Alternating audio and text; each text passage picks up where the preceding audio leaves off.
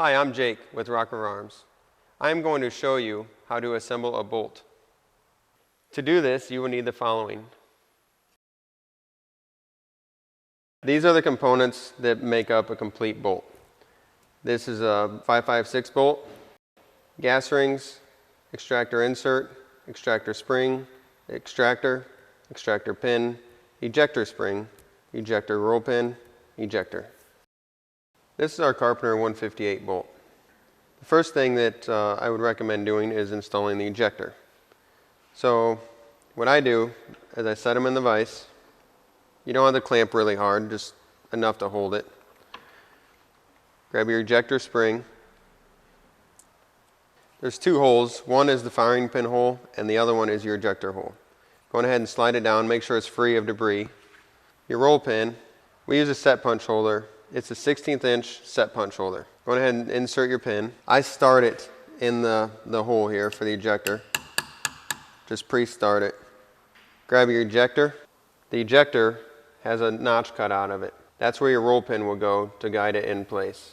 And where the notch is, I'll kind of angle it toward the pin just a little bit, so when I go to insert the pin, it falls right into place. So now, push down on the ejector using a punch. Use a nylon tip hammer. Go ahead and insert it as far as you can to where it stops up against the lugs. Now you can use a 16th inch punch to finish setting it all the way.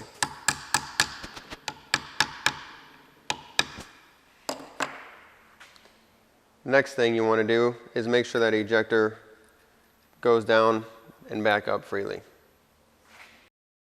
A troubleshooting note is to be sure that the ejector is slightly recessed from the top of the bolt. The next thing that you should do is, after you install the ejector, check and make sure that that roll pin is not protruding out on either side. You want to make sure it's flush or just center within itself. Next, we're going to install the extractor spring and buffer into the extractor. You want to take a look at your extractor spring. There's a big side and a small side. The big side being your locking side, and your insert has a little flange at the bottom. That flange locks up in the big side. So you'll start by grab your insert. I'm holding onto the flange, going into the big side. I just kind of set it in there, and then I'll use a 16th inch punch, just trying to recess it just a little bit so it doesn't fall back out. The next thing you want to do is grab your extractor with the big side of the extractor spring going into the extractor, and you'll hear it click. Sometimes you can get it with your fingers, otherwise you can use a pair of needle nose. Using the needle nose pliers, when you slightly put pressure onto the spring, you'll feel it snap into place. Be careful not to damage the spring. If you're not centered, you could weaken the spring and slide it off to one side. The next thing you want to do is, using soft vise jaws, carefully set your extractor in. The spring goes toward the cam slot area. Use the corner of the vise jaw to slightly hold that into place while you can insert your pin.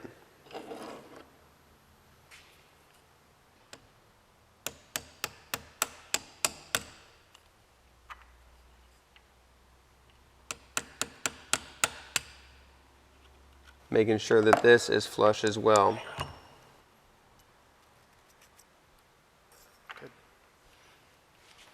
The next thing you want to do is grab your 16th inch punch, slightly push out on that extractor. Be careful not to slip off, and just make sure that it can move freely. So once you have your extractor installed, the next step would be to install your gas rings. The reason why you want to do this last is, while using a vise, you could damage your gas rings. So grab a gas ring. You can start it on anywhere. It doesn't matter which position you start it. What you want to do, though, is start one side of the gas ring and just kind of roll it around with your finger. Then your next one, you want to offset them so you don't leak gas pressure. I go with the 3-6-9 rule, 3 o'clock, 6 o'clock, and 9 o'clock.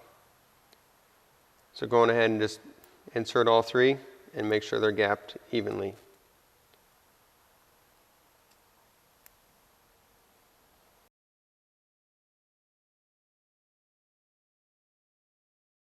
This completes your bolt assembly.